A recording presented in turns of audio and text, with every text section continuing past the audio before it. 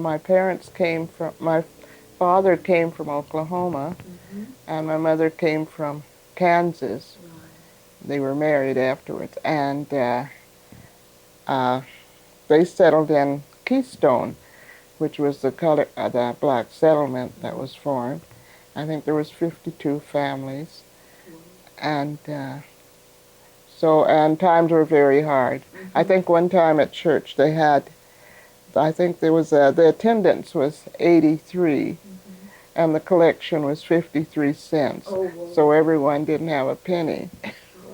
So it was really hard. After, my husband and I were born around the same time at Keystone. Well, I suppose it was like most of the black people that came over. They were looking for a better life, a better place to raise their children, and they wanted freedom. Because actually, when my father was in Oklahoma, he was just a boy, and so his uncle, I think it was, got a plantation, and of course and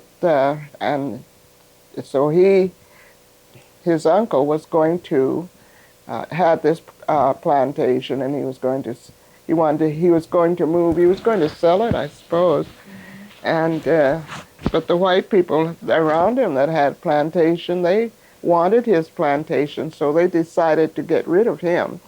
Well, in fact, they're going to lynch him and take the plantation. And he and his family moved to Oklahoma, so that's how they got to Oklahoma. And then when they got to Oklahoma, then they had the Jim Crow law was enforced and all of these, and they had no rights. And so they decided they wanted to move closer. They wanted to move where there was freedom. And that's the reason they moved to Keystone. And they moved way out. Keystone is, 80 miles from Edmonton. And they moved way out in the bush so they could have their own government and do their, have a bit more. Yeah, well, yes.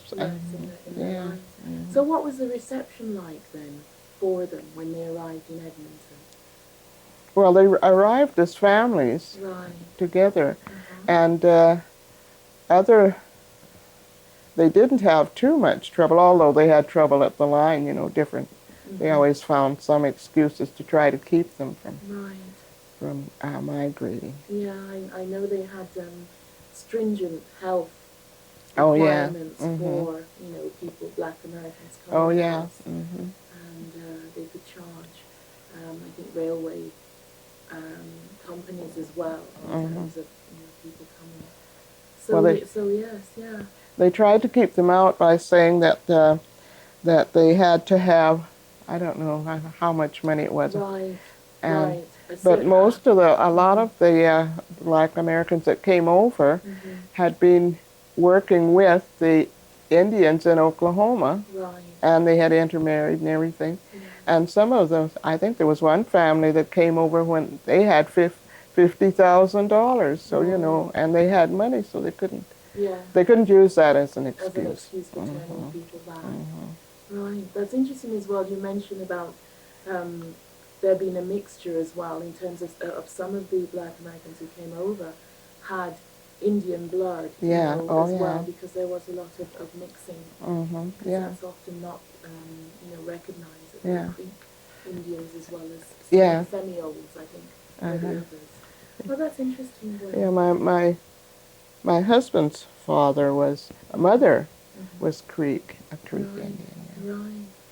And so that meant that they're all together, it must have been about 10 or 12 that were black, and the rest were white. And we got along just fine until the teacher thought that she would read the story about Papamandus, or whatever that story is. I know that one. And she read the story, and of course we didn't like it, but we didn't say anything. But on the playground, when everyone went out to play, well, I don't know what happened. I can't remember what happened. But anyway, I think one of the white boys called the black boy Papamandus, and the war began because all the blacks and the whites, Yeah, where the blacks joined Yes. forces, and here we go. And of course, there were about the same number of black students as there was white students. And one out on the playground, one of the white boys called one of the black students a Pepamandus, and that started a war. Whoa. And so all of the blacks joined in, and the whites, and we were fighting. And the teacher came out, and she was just a young teacher, her first year of teaching. She didn't know what to do, and she finally got everyone stopped, and she was crying, and I think we were crying. And, oh. But anyway, she she was a friend of Mother's. She went down to Mother, and she was telling Mother what had happened. And Mother said, well, don't you know what caused it? And she said, no. She said, because you read that book. And she said, oh, but I thought I was reading something that they would like. Yeah, so that didn't happen again. Gosh. Yeah, I remember, though, at normal school, there was one of the professors that we had at normal school. He made some kind of slanderous remark. I can't remember now exactly what he said. But anyway, I was hurt, so I got up and walked out of class. And of course, he had to report that I had walked out of class, so we reported it to Dr. Lord. And when Dr. Lord said, well, who was it? And he told him it was Gwendolyn, they called me. And so the next morning I got to school, and they said Dr. Lord wanted to see me, and I thought, oh boy, that's the end of my schooling. But then when I went to see Dr. Lord said the professor shouldn't have used that expression, and that he would apologize to me and I would go back to, and I could go back to class. So I went back to class. He apologized outside the room door, and I accepted, said thank you. I didn't really feel like it. No, you don't always do. But I said thank you, and I went back into class, and he came in, and after that, everything went smoothly. Well, as long as I was at Fennell, that was the one that had some black students. But there was an incident that arose then, but not with me, not with my teaching. It was some of the residents that lived in the town. They had a drama club, and they put on a play in Breton, yeah. And they put on this play, and of course they had one of these Al Jolson's plays, and they had their faces painted black, and the whole bit. But some of the students that I had that were in high school, and so the drama club always showed the play, to the high school, so you'd get their reaction. And of course, these black students came home and told the parents, and the parents got mad. So anyway, when they were going to present the play, some of the parents went down and disrupted the play. In fact, they were throwing eggs at it, especially when this lady came out in the. It was yeah, and so the drama club, of course, they were very angry about this. So they got a lawyer, and they charged them for disturbing the peace. And so anyway, that when we got the lawyer, and the lawyer we got was Schachter, that just passed away.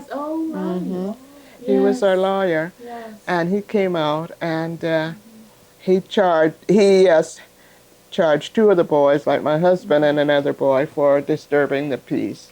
I think they had to pay a fine of $10 or something. It wasn't very much. But he told the rest of the club and the ones that were there, when you're in a mixed settlement, you never do anything like that.